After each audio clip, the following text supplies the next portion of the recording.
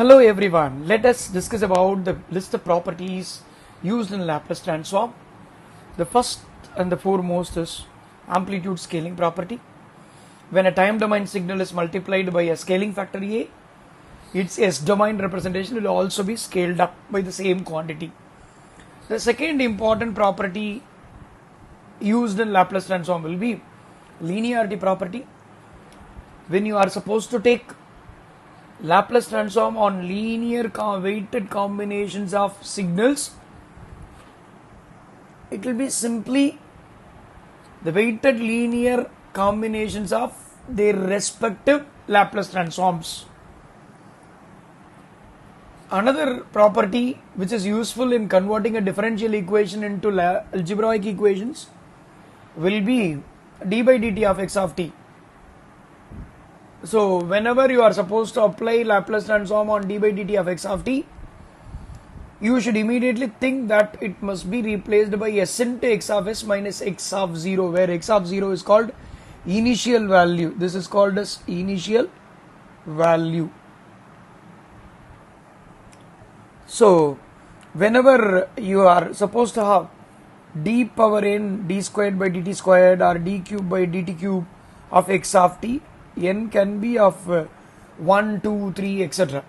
In such cases, the Laplace transform of this term will be corresponding s power n into x of s minus summation k varies from 1 to n depending on the order of differentiation, s power n minus k into d power k minus 1 divided by dt power k minus 1 of x of t, provided you should substitute t is equal to 0 in all these terms.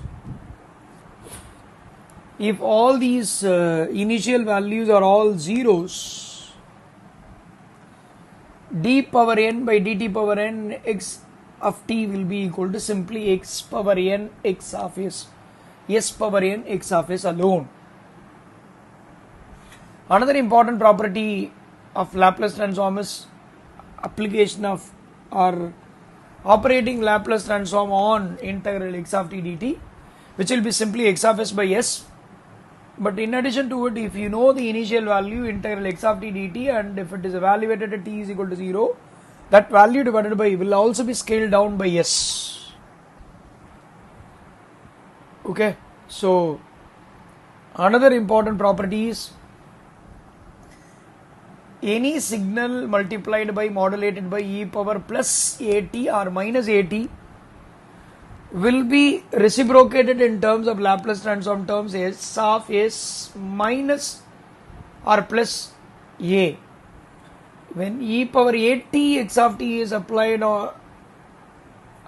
and processed with the Laplace transform, obviously x of s minus a will be the result. E power minus at x of t is to be transformed using Laplace transform, then obviously it will be x of s plus a.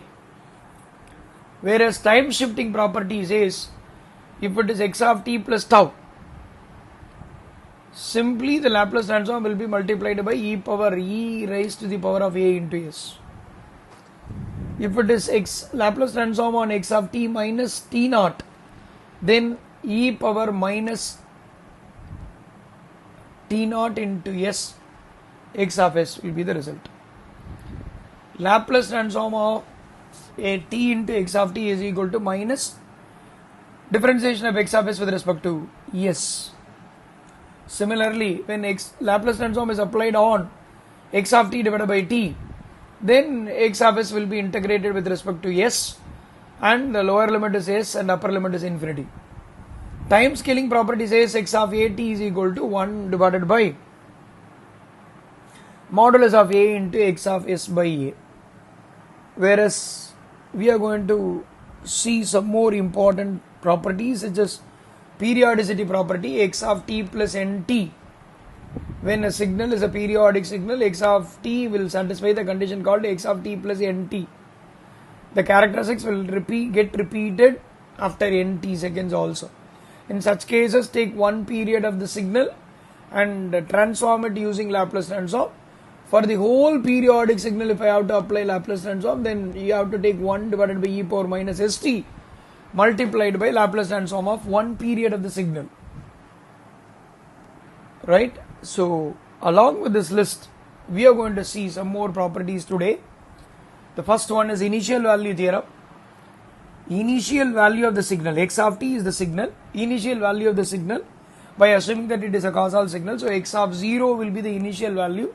Limit t tends to become in 0, x of t is called the initial value x of 0.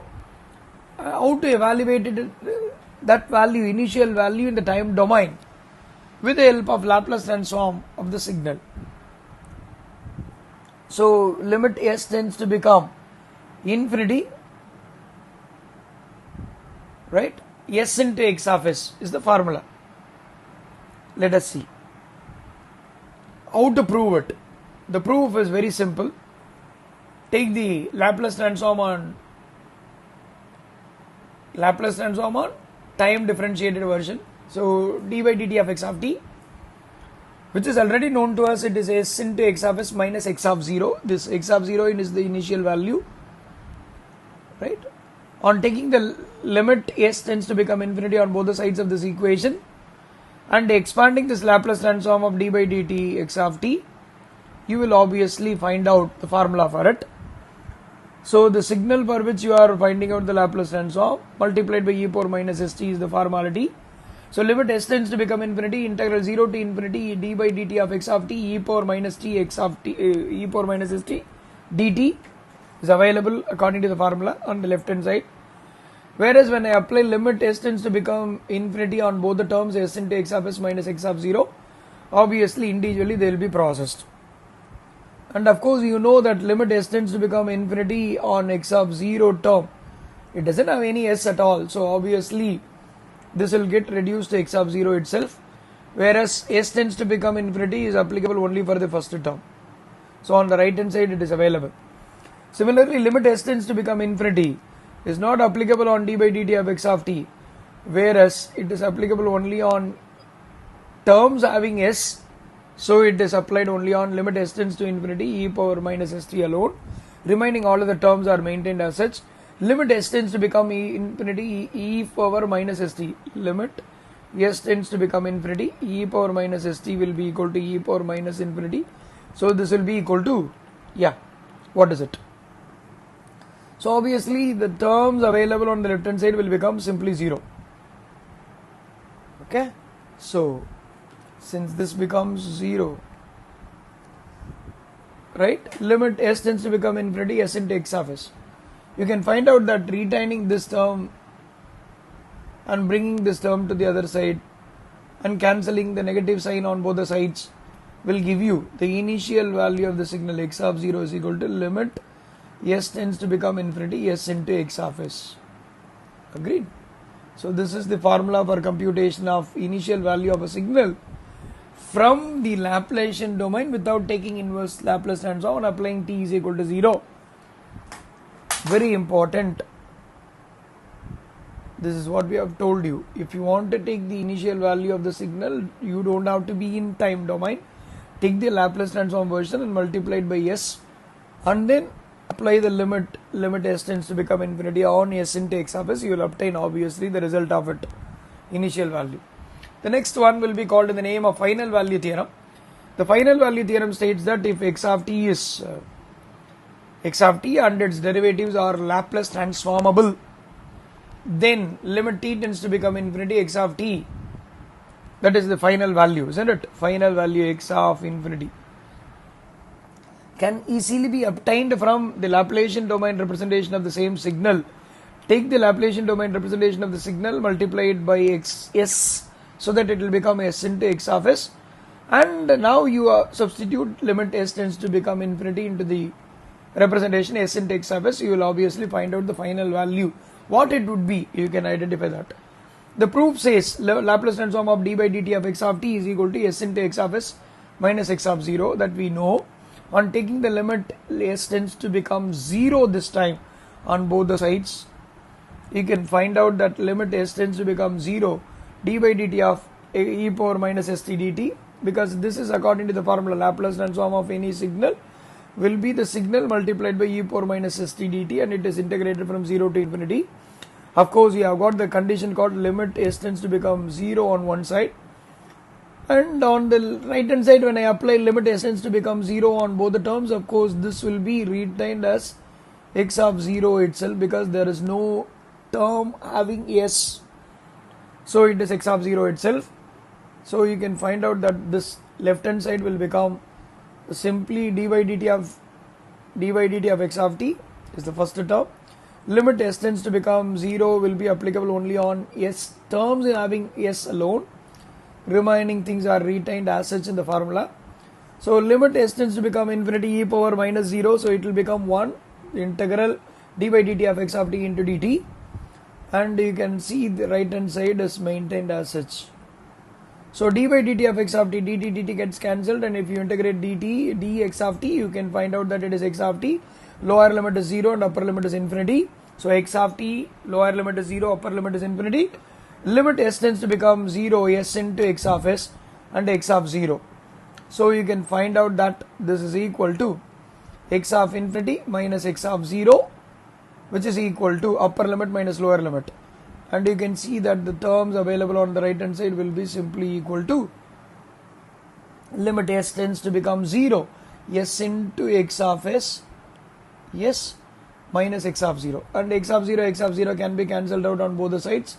You can find out that s tends to become infinity, that is, when t tends to become infinity, x of t will be x of infinity, can be obtained from the Laplace transform of the signal x of s, multiplying it by s, and of course keeping the limit s tends to become 0, you will identify the final value of the signal. Okay, this is not over. We have got one more property called the convolution theorem. I just want to introduce what is meant by convolution at this point. x1 of t, when it is convolved with x2 of t, you can notice that the integral starts from minus infinity to plus infinity, x1 of tau into x2 of t minus tau. D tau is the formula for convolution of two signals. Now you do one thing, Laplace transform of x1 of t is separately calculated and x2 of t is separately calculated. Now when we are supposed to apply Laplace transform on the convolved signal x1 of t convolved with x2 of t, what would be the result? Let's see and prove it. Okay, so let me take x1 of s according to the formula and x2 of s according to the formula. Now x3 of t according to the formula of convolution. We have written all of these three formulae required for our calculations and proof. So x3 of s, Laplace transform of x3 of t is of course x3 of s, everybody knows. x3 of t will be transformed using Laplace transform, and e power minus st dt is available. And what is x3 of t? It is actually the result of convolution of two signals. We have included the resultant equation. Tau varies from minus infinity to plus infinity. x1 of tau into x2 of t minus tau d tau is used to replace x3 of t. Of course, you retain e power minus st and dt. All of those terms are maintained as such. So this is for t tends to become minus infinity plus infinity, whereas the other one is for tau tends to become minus infinity plus infinity. This is for convolution. This is called a convolution formula. Okay, so let us introduce a new term here. This is the turning point in the proof of convolution theorem. Let us assume that e power minus st as e power minus st multiply and divide by e power minus tau. Sorry, e power s into tau. E power s into tau multiply by e power s tau, and e power minus s tau will not cancel out. The value originally e power minus st will be retained as such. At any moment it can be cancelled out. Let me group those terms. E power minus s tau is alone retained, whereas the other two terms are grouped together.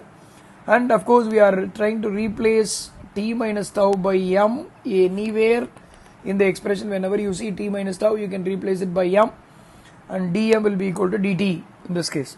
So e power minus tau, e power minus s into m, those two terms are readily available. You just see from only one term how did we arrive at two e power terms, e power minus s tau into e power minus sm. Let's see what's going to happen. Of course we are going to include this m into t, m is equal to t minus tau and dm is equal to d tau in this expression also. We shall go back to the equation.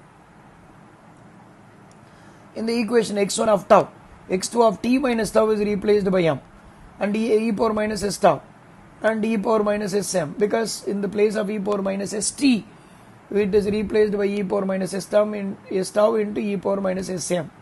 So d tau dm, both of them are available here.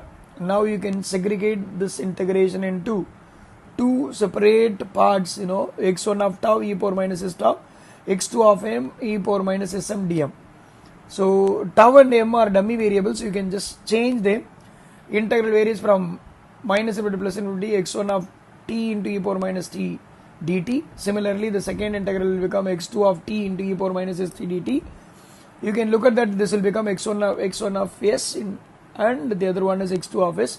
Of course, both of them are getting multiplied to find out the answer for x3 of s.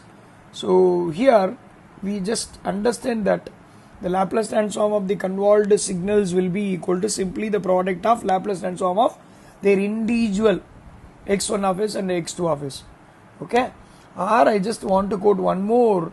Whenever I just want to calculate the result of convolution, take the Laplace transform of individual signals, multiply them, and then apply inverse Laplace transform. Right? Now you can see the result for convolution.